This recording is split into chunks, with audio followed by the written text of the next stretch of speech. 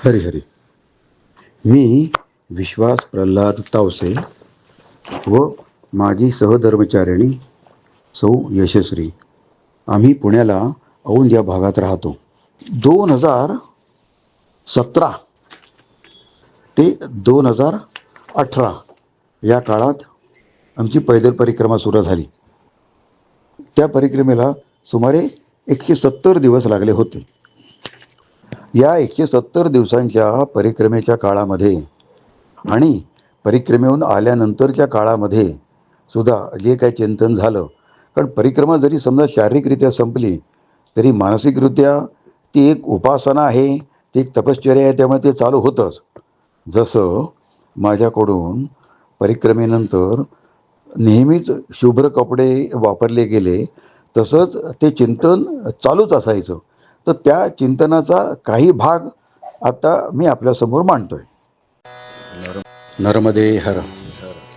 नर्मदा गायत्री. ओम रुद्रदेहायै विद्महे मेकलकन्यकायै धीमहि तन्नो रेवा प्रचोदयात्. अहो, ही नर्मदा परिक्रमा म्हणजे काही पृथ्वीवरील एका जलप्रवाहाच्या भोवती फिरणे नाही हो. हा सबंध परिसर आतापर्यंत कोट्यवधी नवे अगणित वर्षांच्या कालावधीमध्ये ज्या असंख्य व्यक्तींनी, मग त्या देव आहेत, दानव आहेत, मानव आहेत, पशुपक्षी आहेत, त्यांनी ज्या काही तपश्चर्या केल्या आहेत, त्यामुळे हा सबंध परिसर एका मोठ्या प्रचंड प्रमाणात भारित म्हणजे चार्जड झालेला आहे. आता आपण शाळेत शिकल्याप्रमाणे एखाद्या लोहचुंबकाच्या ज्या विकर्ष रेषा असतात त्या जर एखाद्या धातूने कापल्या गेल्या तर तेथे विद्युत निर्मिती होते, हे जसं आपल्याला माहीत आहे, तसं मी या परिक्रमा मार्गाने जाताना, परिक्रमा करताना एक प्रकारची ऊर्जा ग्रहण करतोय, ह्याची मला सतत जाणीव पाहिजे. त्याबद्दल मी खूप सजग पाहिजे. आता त्या महत्त्वाच्या ठिकाणी म्हणजे मला जर अशी ऊर्जा ग्रहण करायला जर जास्त स्थाने मिळाली तर माझ्याकडे ऊर्जेचा साठा नक्कीच जास्त होईल. आणि मी जर अशा सद्भावनेने आणि जागरूकपणे ती ऊर्जा ग्रहण करायला इच्छुक आहे आणि पात्रही आहे असं जर असेल, तर अशा जागा, असे ऊर्जा ग्रहणाचे प्रसंग माझ्या वाट्याला मैया जास्तीत जास्त प्रमाणात देणारच हो, सद्गुरूसुद्धा पुरवणारच. त्यामुळे प्रत्येक वेळेला जे काही महात्मे भेटले ते काय अशा भगव्या वस्त्रांमध्येच असले पाहिजे तसं काही नाही, तर ते कुठल्याही रूपामध्ये असू शकतात. अगदी गृहस्थाश्रमी माणसाच्या रूपातही आम्हाला भेटले. नर्मदा जयंतीच्या निमित्ताने सीलकंठ नावाच्या गावी आम्ही जेव्हा थांबलो होतो, तेथे 2-3 रात्रीचा मुक्काम केला होता. तिथे रामकथा चालू होती. त्यावेळेस तिथे आम्हाला एक असे महाराज भेटले की लोकांनी त्यांच्याबद्दल असं सांगितलं होतं की वयाच्या 3ऱ्या वर्षीपासून ते सुंदरकांड या भागावर प्रवचन करीत असत. श्री रामायणाचा तो एक भाग आहे, आपल्याला माहीत असेलच. आता ज्या लोकांना त्यांच्या या पात्रतेबद्दल काही कल्पना नव्हती, अशी काही मंडळी तेथे येऊन या महाराजांशी मोठ्या आढ्यतेने हुज्जत घालत होती. त्या मंडळींकडे असलेल्या ज्ञानाच्या बळाच्या गर्वाने, एक प्रकारच्या आव्हानाच्या भूमिकेने ती मंडळी त्यांच्याशी वाद घालीत बसली होती. झालं होतं काय की ती मंडळी येण्याच्या थोडाच वेळ आधी आमची चहा कॉफी घेऊन झाली होती. माझ्या हातात कॉफीचा रिकामा कप तसाच होता. आणि काय झाले कोणास ठाऊक, त्या महाराजांनी माझ्या उजव्या गुडघ्याच्या जरा वर त्यांच्या उजव्या हाताच्या 2 बोटांनी जरासे ढोसलेच म्हणा ना, पण त्यानंतर पुढचे मला काहीही आठवले नाही. 3-4 तासानंतर रामायणाची कथा वगैरे झाल्यानंतर, बाकी काही कार्यक्रम झाल्यानंतर जेव्हा मला माझ्या पत्नीने सांगितलं की अहो तुम्हाला माहीत आहे का की तुम्ही पाऊण तास समाधीमध्ये होतात, ते तुम्ही समाधी अवस्थेमध्ये असल्याने आम्ही कोणी तुम्हाला डिस्टर्ब पण केला नव्हता. मला तर काहीच कळलं नव्हतं. कारण त्या म्हणाल्या की तुमच्या हातातील कॉफीचा कप काढून घेतल्यावरही तुमच्या हाताची बोटे तशीच होती आणि आजूबाजूला त्या वादविवाद करणाऱ्या मंडळींनी जे काही भांडणाच्या सुरामधील शब्द उच्चारले होते आणि त्या सर्व प्रकारच्या शब्दांचा ते महाराज अतिशय शांतपणे समाचार घेत होते. स्वतःच्या अतिशय शांत स्वरातील शब्द उच्चारून ते महाराज त्या सर्व मंडळींचे ते शाब्दिक वार अगदी लिलया परतवून लावत होते. पण मला तर या शाब्दिक लढाईची त्या गदारोळाची काहीच कल्पना नव्हती. पण झालं काय की ती मंडळी पराभूत होऊन परत गेल्यानंतर माझी तशीच अवस्था राहिलेली पाहून थोड्या वेळाने माझ्या मिसेसने त्या महाराजांना माझ्या अवस्थेबद्दल विचारलं की अहो हे काय, यानं काय झालं बघा. तेव्हा ते महाराज म्हणाले कि वे आनंद ले रहे हैं, उनको उनके आनंद में ऐसे ही रहने दो, जगाओ मत, उनके बारे में सोचो भी मत. त्यांचे म्हणणे मान्य करून माझ्या अवस्थेकडे जरी दुर्लक्ष केले तरी माझ्या मिसेसना माझ्या त्या अवस्थेबद्दल एक प्रकारची अनामिक अशी भीती पण वाटत होतीच की हे काय आलंय त्यांच्या वाट्याला. चांगलं तर दिसतंय पण ते किती चांगलं आहे कोणास ठाऊक. मग शेवटी पाऊण तास झाल्यावर मात्र माझ्या मिसेसनी पुन्हा त्या महाराजांना विचारलंच की अहो यांच्याकडे काहीतरी बघावं. मग मात्र त्या महाराजांनी मला पुन्हा त्याच जागी स्पर्श केला असणार आणि मी भानावर आलो. तेव्हा माझ्या मिसेसनी मला विचारलं की आत्ता थोड्या वेळापूर्वी काय गदारोळ झाला, त्यावेळेला तुम्हालाही अगदी अप्रसन्नच वाटेल असे जे शब्द त्या मंडळीने उच्चारले होते, त्यामुळे कोणत्याही प्रकारची चिडचिड नापसंती तुमच्या चेहऱ्यावर आम्हाला अजिबात दिसली नाही, असं कसं काय. त्यावर मी उत्तरलो की मला तर काहीच माहीत नाही असं काय घडलं होतं, त्यामुळे माझ्याकडून अशी प्रतिक्रिया तरी कशी व्यक्त होईल, मग ती नापसंती असो वा इतर काही असो. त्यावेळेला ते महाराज मला म्हणाले की तुम्ही तर आत्ता समाधी सुख अनुभवलं. ते सर्व काही आठवताना माझ्या अंगावर तर अजूनही शहारे येतात, रोमांच उभे राहतात. असेही प्रसंग आपल्या वाट्याला येतात हे बघून मी जरा सुखावलोही. म्हणजे आपल्यावर कृपा करणाऱ्या व्यक्ती या केवळ भगव्या कपड्यांमध्येच गुंडाळलेल्या असतात असं काही नाही हो. कुठल्याही रूपामध्ये येऊन ती मंडळी आपल्यावर कृपा वर्षाव करतात हे नक्की. आता काय झालं, एके ठिकाणी एका माणसाने आम्हाला ब्लँकेट वाटली आणि सांगितलं की महाराज आता थंडीचे दिवस आहेत, तुम्हाला काही थंडीचा त्रास व्हायला नको म्हणून हे ब्लँकेट घ्या. आम्हाला तर काही पत्ताही नव्हतं की असं काही मिळेल म्हणून. माझ्याकडे जरी शाल आणि स्लिपिंग बॅग होती तरीही त्यावेळी खरोखरच ब्लँकेटचा मला उपयोग होण्या इतपत थंडी तेव्हा होतीच. त्या प्रकारच्या थंडीपासून माझा बचाव व्हावा म्हणूनच त्या व्यक्तीच्या मार्फत मैयानेच माझी काळजी घेतली होती असं म्हणलं तर त्यात गैर ते काय.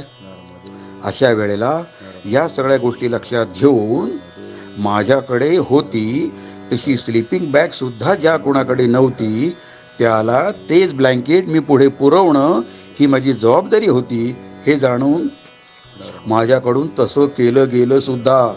माझ्याकडून ते ब्लँकेट अशा एका व्यक्तीला दिलं गेलं की तिथे त्या व्यक्तीला थंडीपासून बचाव करण्यासाठी खूप उपयोग होणार होता त्या ब्लँकेटचा.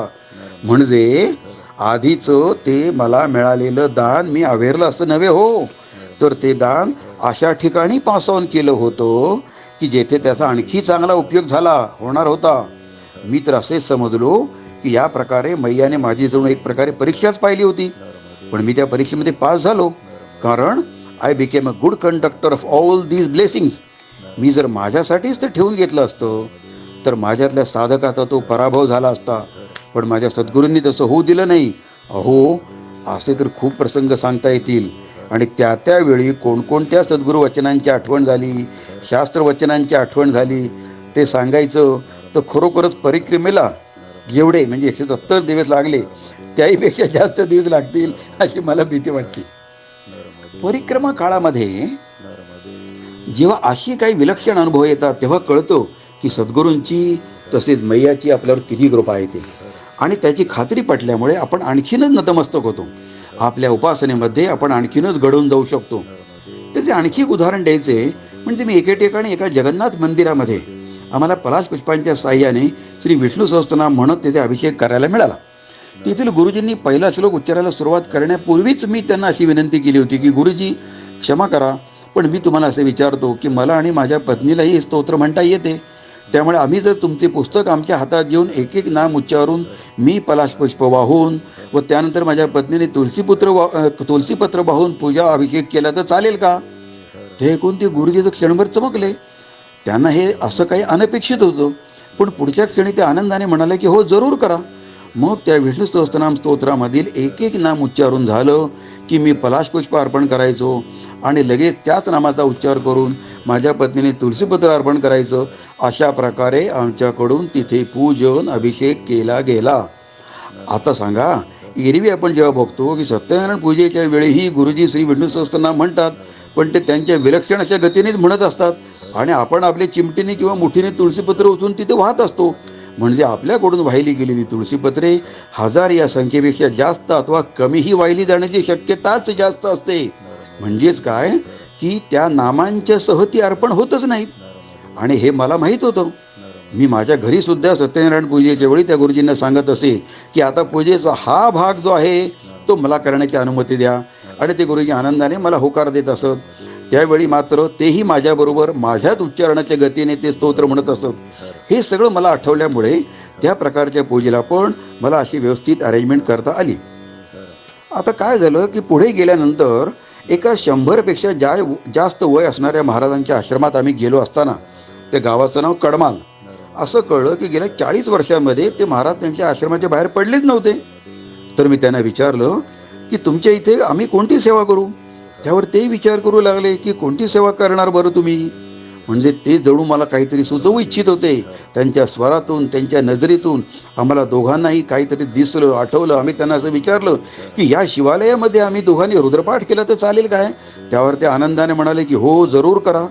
वास्तविक पाहता तुम्ही दोघांनी रुद्रपाठ करा असे शब्द त्यांनी उच्चारलेच नव्हते, पण त्यांच्या नजरेतून आम्हाला जे काही कळलं आणि त्याचमुळे आमच्याकडून उत्स्फूर्तपणे जे बोललं गेलं आणि त्यामुळेच पुढे आमच्याकडून जो काही रुद्रपाठ म्हटला गेला असेल तो किती विलक्षण अशा भक्तिपूर्ण अवस्थेत असेल याची तुम्ही कल्पनाच करा.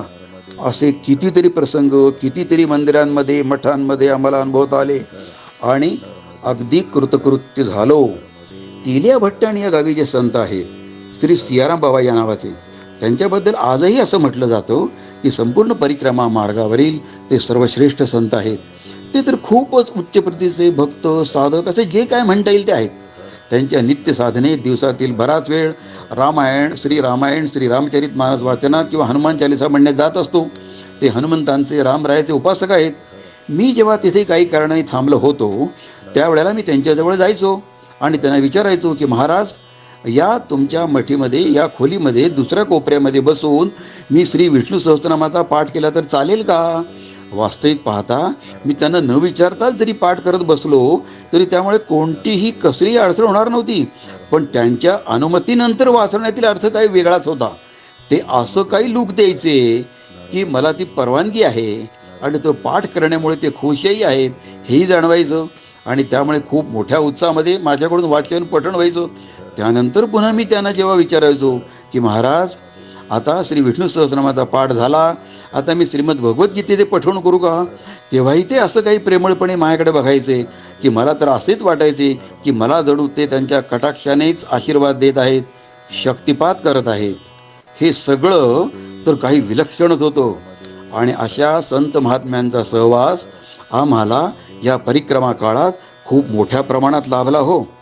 आता परिक्रमा काळात आणखी काय होतं की काही शारीरिक जखमा झाल्या असतील तर त्यावर उपचार करणारी मंडळी बऱ्याच ठिकाणी भेटतात. ती काही अगदी डॉक्टरच असायला पाहिजेत असं नसते. कारण तुम्हाला एखादे वेदनाशामक औषध पाहिजे असेल तर ते एखाद्याच्या औषधाच्या दुकानातही मिळू शकते. तसेच कोणाच्या घरीही अशा औषधांचा साठा असेल तर त्यातूनही मिळू शकते. आणि जरूर ती उपाययोजना करून ते बरं करण्यासाठी त्याचा वापर तुम्ही आपली यात्रा पुढे करण्यासाठी चालू ठेवू शकता. पण मनाच्या जखमांचं काय. तर त्याचं असं आहे की नर्मदा मैयाने या परिक्रमा मार्गावर अशाही काही डॉक्टरांची म्हणजे संत महात्म्यांची योजना केली आहे की ती मंडळी केवळ त्यांच्या कृपादृष्टीने साधकाच्या मनाच्या जखमा सुद्धा ठीक करतात. तेही अगदी आपण त्यांना त्याबद्दल काही सांगण्यापूर्वीच, आपण त्यांच्या दृष्टीस पडण्यापूर्वी सुद्धा त्यांनी त्या बघितलेल्या असतात. आणि जेव्हा आपण त्यांच्याजवळ जातो तेव्हा त्यांच्या कृपादृष्टीने तर काही वेळेला त्यांच्या उपदेशाच्या मंद स्वरामध्ये उच्चारलेल्या शब्दांमुळे किंवा त्यांनी योजलेल्या काही वैशिष्ट्यपूर्ण शब्दरचनेमुळे आपल्या त्या प्रकारच्या मानसिक जखमा भरून येतातच. इतक्या सहजपणे हे सर्व होते की जणू काही ती तेथे जखम झालीच नव्हती. आणि जर जखम झालीच नसेल, आता बघा, जर जखम झालीच नसेल तर अशा प्रकारची ट्रीटमेंट आपल्या वाटेला येण्याचं काही कारणच नाही ना. शिवाय दुसरा मुद्दा असा आहे की जर एखाद्याला शारीरिक जखम झाली नसेल तर इथं कोणीही त्याच्याकडे काही लक्ष देण्याचा प्रश्नच उद्भवत नाही. कोणीही त्याची स्वास्थ्याची विचारपूस करत नाही. पण मानसिकदृष्ट्या जरी ठीक असाल तरीही हे महात्मे तुम्हाला जवळ करतात आणि अशीही योजना करून ठेवतात की यात्रेच्या पुढील भागामध्ये असे काही प्रसंग उद्भवण्याची काही शक्यता असेल की ज्यामुळे मानसिक जखमा होण्याची शक्यता आहे, तर त्याबद्दल सुद्धा अशाच काही योजना ते आधीच करून ठेवतात की त्या जखमांच्या वेदना आपल्याला फार काही जाणवणार नाहीत, किंबहुना जखमा होणारही नाहीत.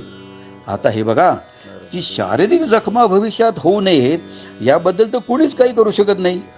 हेच तर त्या संतांचं, सत्पुरुषांचं वैशिष्ट्य आहे की त्यांना त्या साधकाबद्दलचं पूर्ण आकलन झालेलं असतं आणि त्यामुळेच आपल्या भविष्यातील मानसिक जखमांचीही ते काळजी घेऊ शकत असतात. तशी काळजी घेण्यासाठी त्यांना नर्मदा मैयांचा का आपल्या सद्गुरूंचा काही निरोप असतो ते मला ठाऊक नाही, पण मला असे जाणवले खरे की अशी काळजी आधी भेटलेल्या त्या व्यक्तीने घेतली आणि आता ते आपल्याला खूप उपयोगी पडलेले आहे. नाहीतर आपले खूपच वांदे झाले असते, आपल्याला खूपच त्रास झाला असता. आणि एक दोन वेळा असे जाणवल्यानंतर पुढे मात्र असे सत्पुरुष कधी भेटतील त्या भेटीची ओढच लागते म्हणा ना. कारण माझ्या मनाला जखमा असतील तरच ते भेटणार असं नसून माझ्या भविष्यातील त्रासांचंही निराकरण योग्य तऱ्हेने आवश्यक तितक्या प्रमाणात करण्यासाठी मला त्यांच्या भेटीचा उपयोग होतोय हे पाहिल्यामुळे जसजशी मला त्या लोकांची ओढ लागते, अहो पुढची गमत ऐका की तसतशी त्या संत मंडळांनाही याच्या साधकांची ओढ लागते. हो, आम्हाला एवढ्या मोठ्या प्रमाणात संत आणि सत्पुरुष भेटले आणि त्यांनी आग्रहपूर्वक अशा वेगवेगळ्या ट्रीटमेंट आम्हाला दिल्या सुद्धा. आम्हाला वाटेत आणखी ठिकाणी आणखी कसे सत्पुरुष भेटले. खरं तर त्यांना सिद्धपुरुष मानतात असे नंतर आम्हाला चितळे बाबांकडून कळाले. असे भेटले की ते आले असं नुसतं कळलं तरी लोक त्यांच्या दिशेने लोटांगण घालतात. ते दिसले नाही तरी सुद्धा. त्याचं असं झालं की चालता चालता आम्ही दोघंच बरोबरच्या इतर परिक्रमावासियांच्या थोडे पुढे चालवतो होतो. तेव्हा आमच्या समोरच्या दिशेने सायकलवरून येणारा एक माणूस आमच्या थोडं पुढं असणाऱ्या एका माणसाशी काहीतरी बोलला. तो त्यांचं गाव आला असेल कदाचित.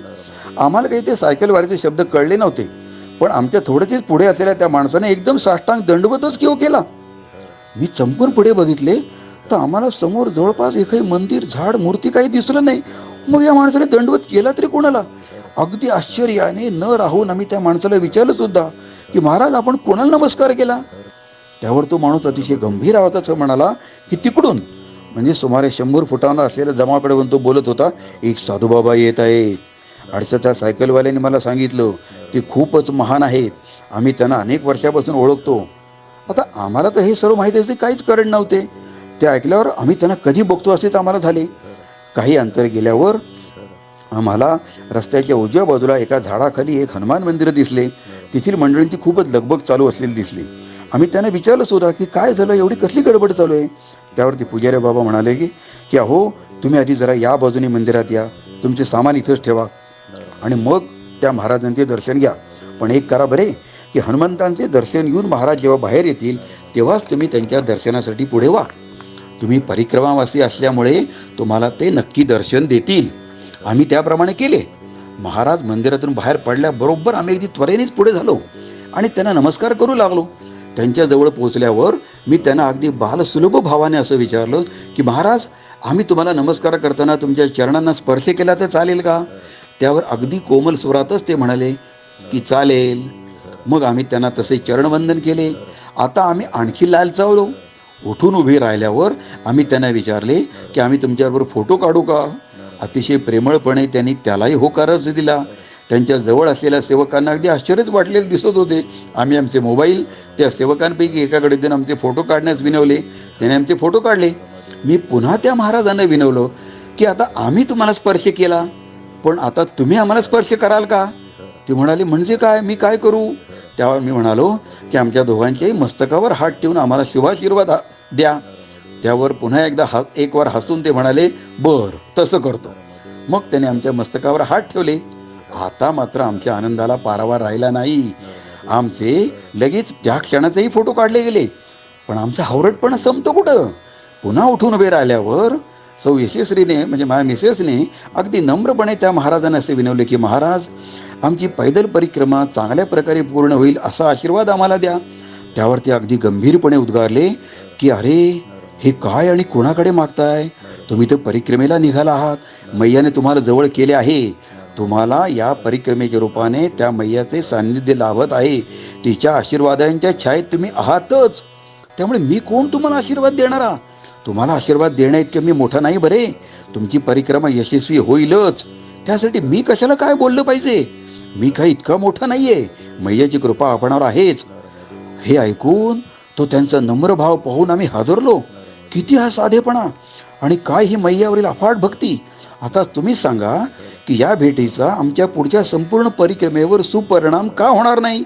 अहो, तो झालाच. आम्ही त्या पुढील परिक्रमा आणखीनच गांभीर्याने करू शकलो. पुन्हा एकदा नमस्कार करून आम्ही बाजूला झालो. किती अफाट नम्र भाव असतात या मंडळींचे. स्वतःबद्दल जराही अभिमान, गर्व, अहंकार अजिबात काहीही नाही. साथ में इतने सारे शिष्यगण होने के बावजूद. जेव्हा तो फोटो आम्ही चितळे बाबांना पाठवला तेव्हा अगदी आनंदाने त्यांनी आम्हाला सांगितले की तुम्ही भाग्यवान आहात. यांचे दर्शन घेऊन तुम्ही त्यांचे आशीर्वादही प्राप्त करून घेऊ शकलात. ते एक सिद्ध पुरुष आहेत. मग तर आम्हाला आणखीनच बरं वाटलं, कारण त्यांचं एवढं महात्म्य आम्हाला त्यावेळी तरी ठाऊक नव्हतं. हरिओम. नर्मदे हर.